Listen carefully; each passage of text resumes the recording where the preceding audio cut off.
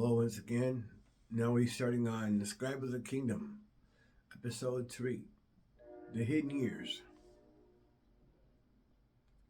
In the first 2 episodes, I told you what happened and what it meant. But every calling has a beginning that nobody sees. Every identity has a formation that happens in silence. This episode is about my hidden years, the years that shaped the Scribe of the Kingdom, before the world ever heard the story. My hidden years began with a feeling I couldn't explain. A pull, a restlessness, a sense that something was coming and I needed to be ready for it. I didn't have language for it back then. I didn't know the word calling. I didn't know the word assignment. I just knew something was waking up inside me.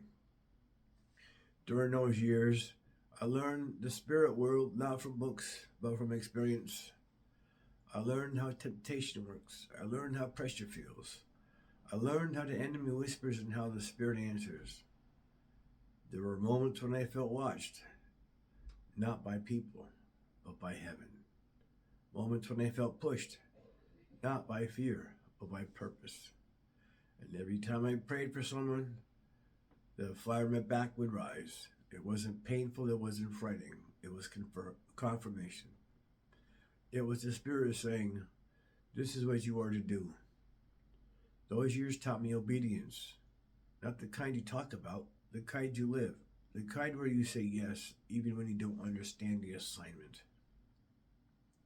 That's why the baptism urgency hit me so hard. It wasn't a ritual. It was alignment. It was heaven saying, step into your identity. When the priest said I needed a sponsor, when the people around me said I wasn't ready, I learned something important. Earth doesn't always recognize what heaven has already decided. Then came the question from Herbie, are you true blue? That moment wasn't random.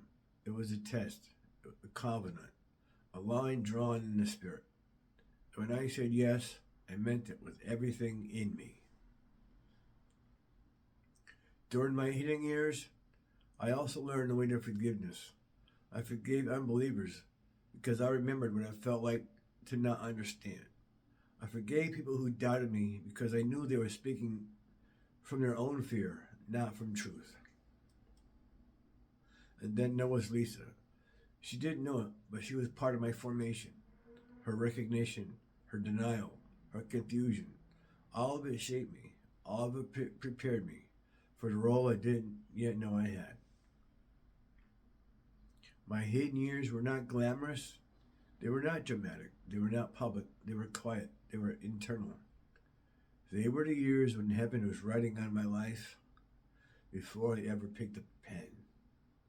Those years taught me how to listen, how to discern, how to obey, how to carry a calling without announcing it.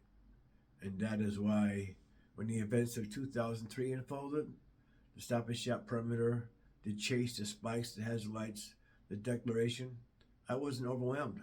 I wasn't confused. I wasn't lost. I had been trained for it in silence. The hidden years are where the Scribe of the Kingdom was formed. And in episode 4, I'm going to take you into that moment when the hidden years ended and the revelation years began.